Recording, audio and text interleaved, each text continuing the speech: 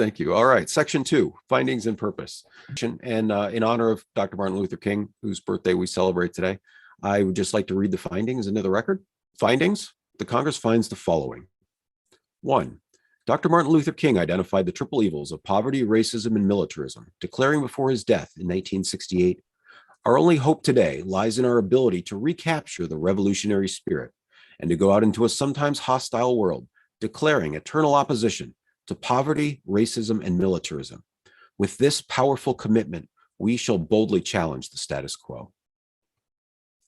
2. That revolutionary spirit Dr. King spoke of is embedded within the preamble of the Constitution, which outlines the 5 duties of all Americans, individually and collectively. Those ideals are the driver for this legislative package. 3. Tens of millions of Americans live below the poverty line, including millions of children. Dr. King called for a basic income, stating, "We must develop a program that will drive the nation to a guaranteed annual income.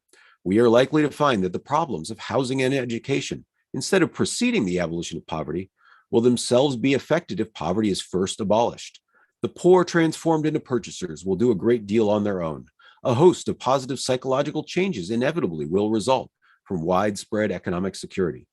The dignity of the individual will flourish when the decisions concerning his life are in his own hands, when he has the means to seek self-improvement.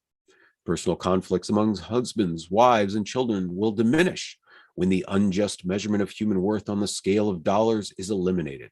Now our country can do this." 4. America's system of mass incarceration has grown the prison population to 8 times what it was at the end of Dr. King's life. It has been called the new Jim Crow because of its disproportionate effect on communities of color. Despite similar usage rates across races, people of color are more likely to be arrested and incarcerated in the war on drugs. Dr. King wrote about racial bias in his letter from the Birmingham jail. "All segregation statutes are unjust because the segregation distorts the soul and damages the personality. It gives the segregator a false sense of superiority and the segregated a false sense of inferiority. It is not only politically, economically, and sociologically unsound, but it is morally wrong and sinful. An unjust law is a code that a majority inflicts on a minority that is not binding on itself. This is different made legal." 5. Dr. King spoke vehemently against the endless war of Vietnam, and many of his observations are just as true of the Middle East. "The only change came from America as we increased our troop commitments in support of governments which were singularly corrupt, inept, and without popular support. Now they languish under our bombs and consider us, not their fellow Vietnamese, the real enemy. They know they must move on or be destroyed by our bombs. So far, we may have killed 1 million of them, mostly children. We've destroyed their 2 most cherished institutions, the family and the village. We've destroyed their land and their crops. Now there is little left to build on, save bitterness. We must speak for them and raise the questions they cannot raise. These too are our brothers. The purpose of this act is to end poverty, end mass incarceration, and end the endless wars in order to build a better America." Like, we can do anything that we put our mind to. We have demonstrated that again and again.